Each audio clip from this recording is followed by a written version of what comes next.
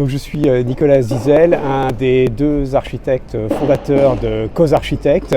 Le deuxième fondateur, Christophe Wayoun, est en train de démonter la cabane derrière avec la troisième associée, Gabrielle Vella. Pour présenter Cause, on est donc une agence. Alors, le nom est assez simple, on était 3 au départ. Et puis le cas est parti par amour rejoindre sa dulcinée dans le sud. Mais on a gardé le nom qui était assez sympathique. Sur l'histoire, on a commencé en 99, après avoir travaillé dans pas mal de grosses agences parisiennes. Alors, ce qu'on peut dire, c'est que sur Outil, personne ne l'utilise de la même façon, puisque chacun dans l'agence a un rôle différent, des activités différentes. Si on demande à tous les gens qui sont derrière, vous allez avoir des réponses complètement différentes.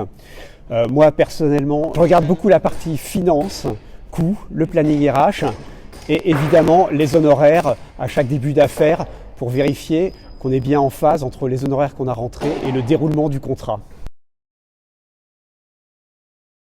Il y a eu une année 2024 assez chargée en livraison puisque d'une part on a livré une partie du village des athlètes. On a également avec Costo ouvert un énorme food court à Saint-Ouen qui s'appelle Communal.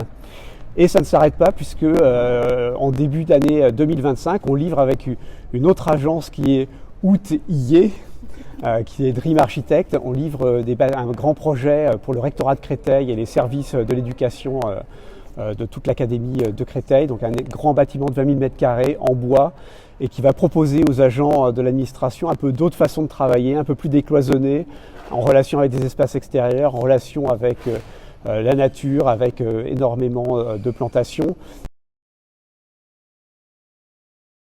Mais j'ai envie de dire, c'est un peu pour tous les architectes, c'est d'avoir beaucoup de beaux projets et puis surtout qu'on arrive à convaincre nos interlocuteurs qu'on peut dès aujourd'hui réaliser des projets, des bâtiments qui répondent aux enjeux sociaux et environnementaux des 20 à 30 prochaines années.